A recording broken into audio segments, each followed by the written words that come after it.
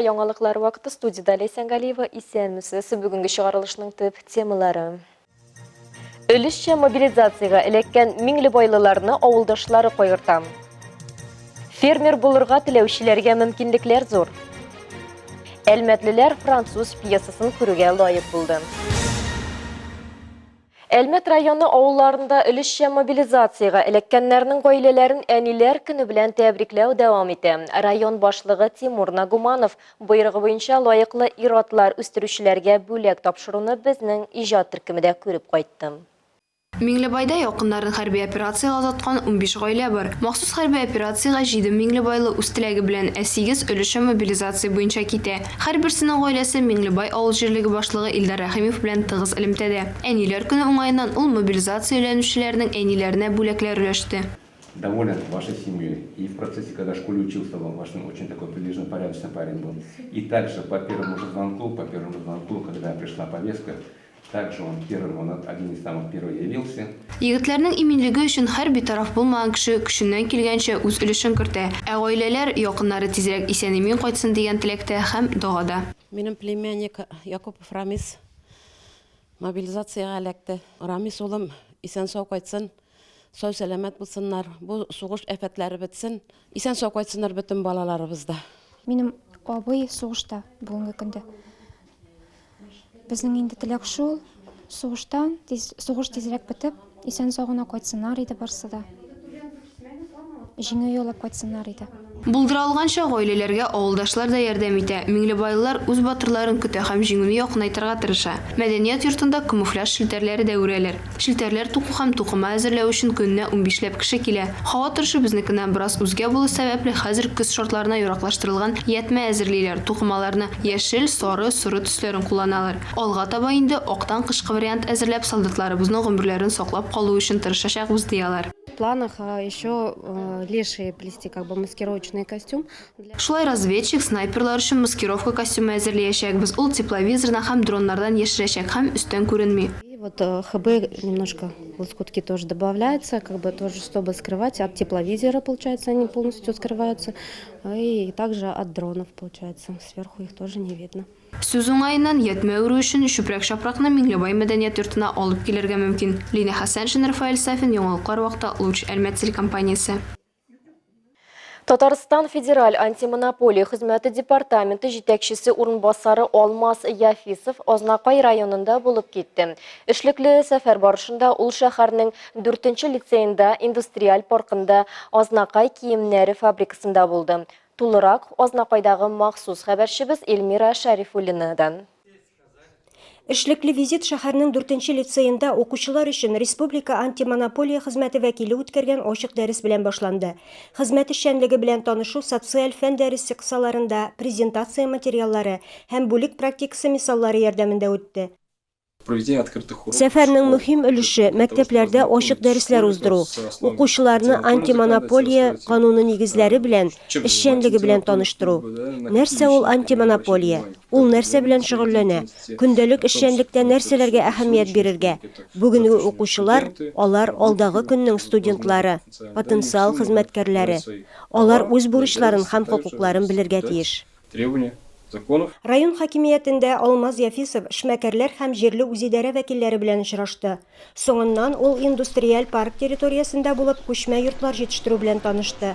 Әлеге йортларга заказ һәм ихтыяҗ күп. Аларны республикада гына түгел, Россиядә дә теләп алалар. Алга таба Алмаз Яфисов Азнакай киемнәрендә булып җитештерелгән продукция киемнәрнең яңа модельләре белән танышты. Әлеге киемнәр чыдам һәм җил үткәрмәве белән аерылып тора. Аның өстенә тукымалар һаваны да әйбәт үткәрә. Алмаз Яфисов Азнакайда булган эш визиты хакында фикерләрен безгә дә җиткерде. Антимонополия эшчәнлеге барышы белән таныштыру максатыннан без ел сайын районнарга чыгабыз. Халык белән очрашып, сорау гозерләрне тыңлап, канун нигезендә җавап бирәбез, ярдәм күрсәтеп, тиешле нәтиҗәләрне ясыйбыз. Эльмира Шәрифуллина, Рөстәм Әкбәров, яңалыклар вакыты Луч Әлмәт телекомпаниясе. Әлмәт районында республикадагы кебек үз фермер хуҗалыклары һәм гаилә фермалары эшләп килә. Аларның гомуми саны 80 ләп исәпләнә. Көпчілігі өз кішілері білән башлап жіберселерді, фермерлік үсішіне қоралған программада қатнашучылары да жетерлік. Теманы Рәдифә Нығманова дәвам ете.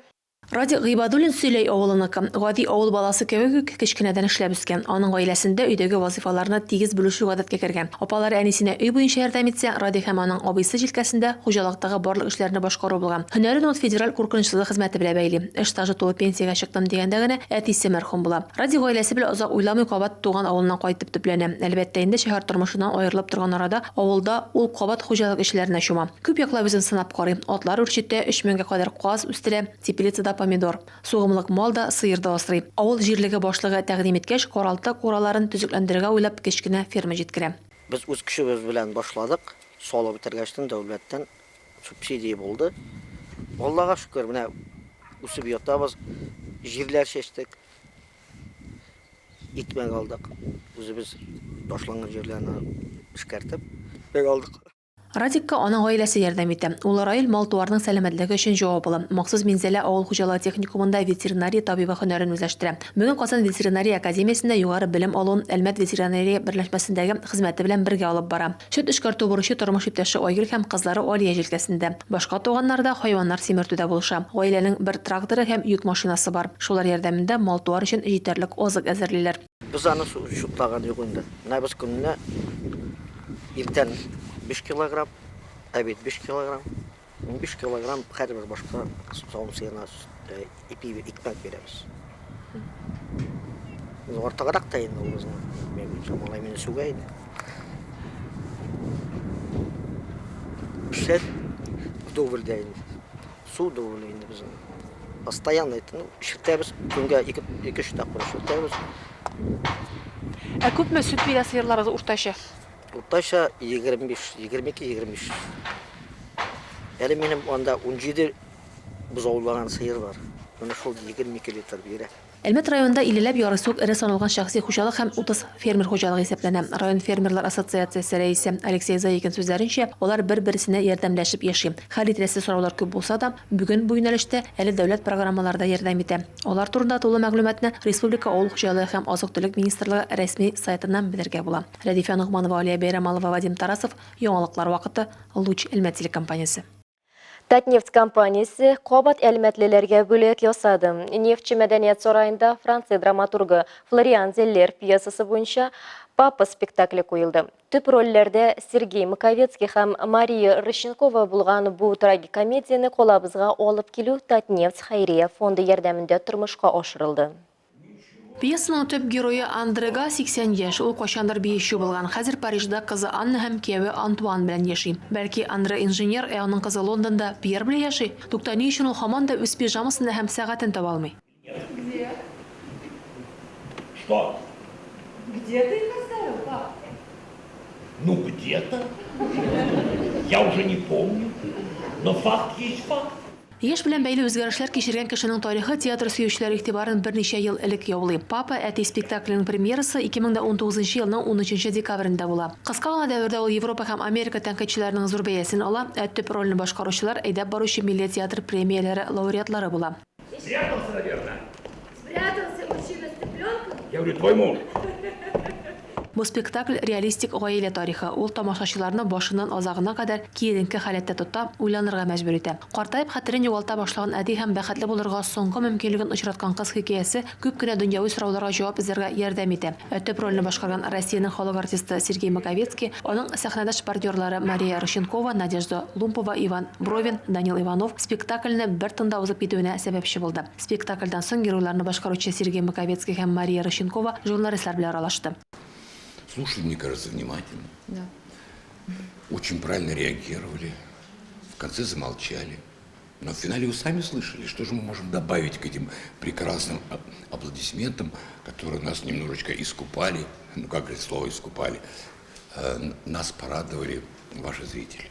История же очень драматическая. Вот. Это потеря очень близкого человека. И дело не в том, что она его оставляет, а в том, что он теряет способность узнавать ее, и они теряют возможность общения. Это самое важное. Әңгәмә барышында актерлар колабызның бөләемлеген ассызыклады, мәдәни үсеш юнәлеш көткән Татнефть компаниясенә рәхмәтләрен белдерде. Рәдифә Нығманова, Айдар Кабиров, Яңалыклар вакыты, Луч Әлмәт телекомпаниясе. Әлмәттә сәламәтлеге ягыннан мөмкинлекләре шикле балалар өчен Шаг к успеху шәһәр фестивале узды. Зур игелек һәм мөхәббәт бәйрәме инде 11 ел уңышка адымнар ясаучы үзенчәлекле балаларның сәламләрен ача. Быел фестивальдә катнашучылар музыка, гамәли, декоратив һәм спорт юнәлешләрендә осталыкларын күрсәтте. Сәламәтлеге ягыннан мөмкинлекләре шикле балалар әлеге фестивальдә катнашу, төрле юнәлешләрдә көч сынашу, адаптация, спорт һәм иҗат аша яшәргә көч алуны максат итә. Балалар һәм яшүсмерләр иҗат үзәге өлкән методисты Надежда Косовичева сүзләренчә, фестивальдә 330-тан артык бала катнаша. Мисал өчен, йөзү буенча ярышларда 19 катнашучы көч сынашкан. Киров өлкәсендә ачык бокс турниры узды. Анда илебезнең 11 регионыннан 110 спортчы катнашты. Әлмәтле Эмиль Шайхинуров турнирының көмеш призеры булды. Илнас Юсупов һәм Артем Борматов үз яшь төркемнәрендә җиңүчеләр. Шулай ук Артем спорт мастеры кандидаты нормативын үтәде. Егетләр Раджив Низамиев һәм Сергей Борматов та бокс белән шөгыльләнә. Бүгенге чыгарылышта шулар иде. Мин Ләйсән Галиева һәм монтаж операторы Алия Бәйрамалова сезнең белән саубуллашабыз. Исән сау булыгыз.